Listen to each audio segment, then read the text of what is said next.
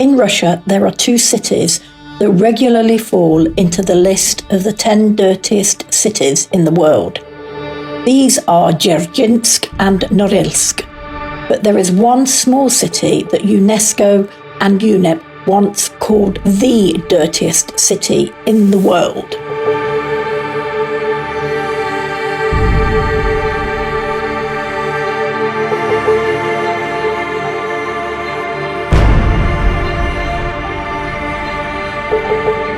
This city is famous all over the world throughout many years. Dozens of documentaries have been made about it, and hundreds of articles have been written on the theme that autumn comes here in June, and the average life expectancy is 38 years.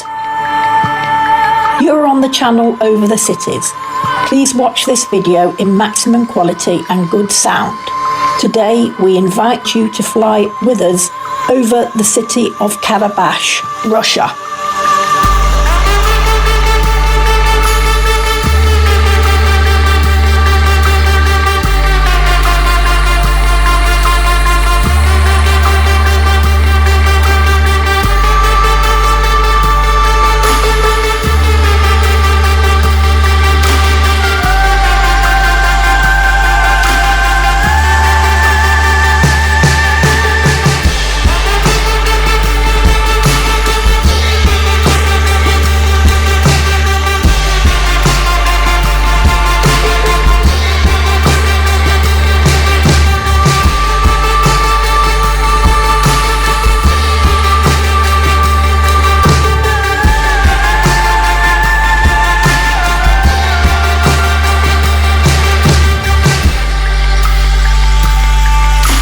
(1,700 kilometers from Moscow).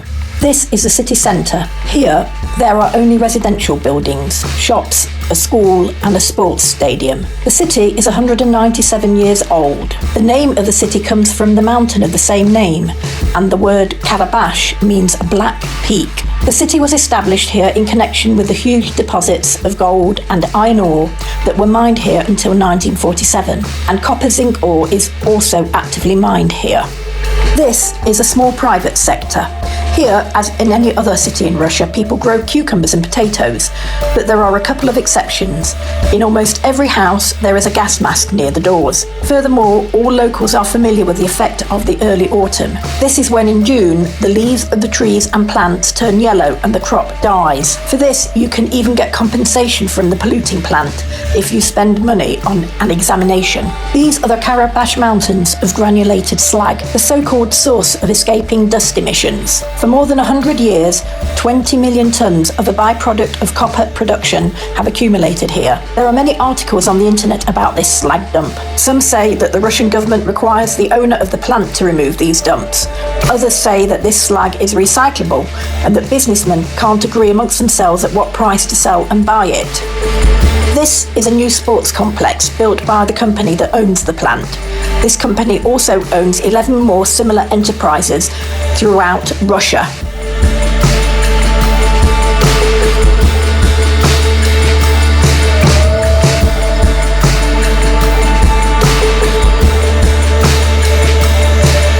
This is the Sak-Elga River. Over the course of 100 years, wastewater from the plant has flowed into this river. It has a high content of copper, zinc and iron, which is why in various places the river is coloured yellow and dark brown. In total, more than 10 million tonnes of waste have been dumped here. The Sak-Elga River flows into the Mias River, on which the city of Chelyabinsk has been built, over which we have already flown. And this is the Karabakh copper plant, the main copper smelting plant in Russia, around which the town has grown. All the inhabitants of the town are in one way or another connected to the plant, either directly or with its sub-enterprises. The plant was built precisely here because of the large deposits of copper zinc ores, gold, kyanite, rutile, flux, quartzite, granular quartz, flux, limestone, serpentinite, etc. In fact, in the 19th century, Karabakh was a major centre of the gold industry, and the first gold deposits were found along the banks of the same Sac Elga River. Gold production was finally stopped here in 1947. At one time, almost 5,000 people worked in the Karabash copper plant. Now, with the advent of more modern technology, only about 1,400 people work here. In the 20th century, Karabash became the largest centre for copper smelting. For many years, Karabash was called the copper capital of Russia. Before World War II, Karabash produced half of all the copper in Russia. On the one hand, the Karabash production determined the fate of the region and enabled the city and the entire region to develop. But on the other hand, copper electrolysis has a significant drawback. A huge amount of sulfur dioxide is released during the smelting of copper ore, hence the adverse environmental impact. This mountain on the left once had dense vegetation, but after 100 years of operation of the plant, now there is nothing left alive.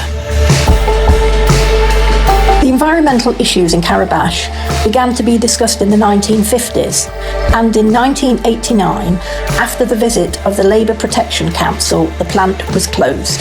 The official declaration sounded like this: as a result of the plant's many years of operation, due to the lack of gas treatment facilities and gross violations of land use rules in the city of Karabash, an extremely unfavourable ecological situation has developed. The area of disturbed lands has increased, concerning harmful substances in the soil, atmospheric air, water bodies, underground waters, and dead vegetation. Immediately after the closure of the plant, another, no less acute problem arose. More than 3,000 residents of the city were left without work and livelihoods. The plant remained without working for almost 10 years.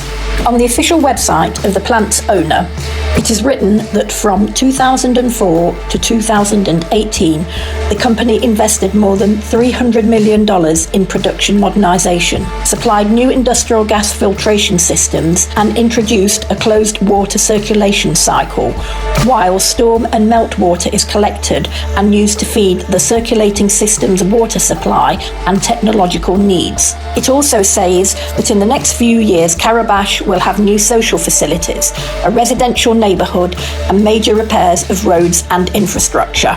It is possible that the emission of caustic gas has indeed become less than in Soviet times, but the only rightful measure is the resettlement of all residents and changing the plant's operation to a rotational work schedule. Factory average wages are about $500 per month.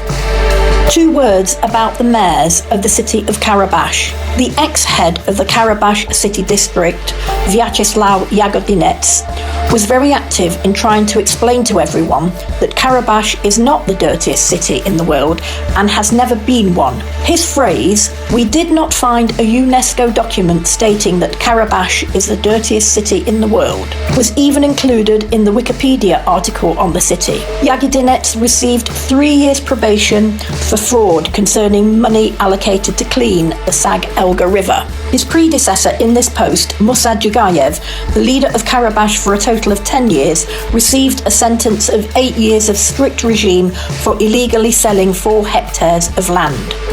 In total, up to 5,000 tonnes of pollutants per year were emitted in Karabash, which is about 4 million cars per year, not taking into account that car exhausts are much less toxic compared to sulfur dioxide emissions.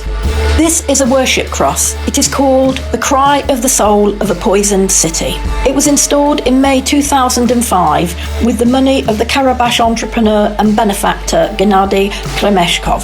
The inhabitants of the city actually carried and erected this cross with their own hands because the equipment was unable to reach here. The city of Karabash is evidence of terrible indifference to nature. The terrible thing is that people for decades have shifted responsibility to new generations for what they do with this land. But it's even more terrible that Karabash has given us such a devastating visual image of how we kill our land.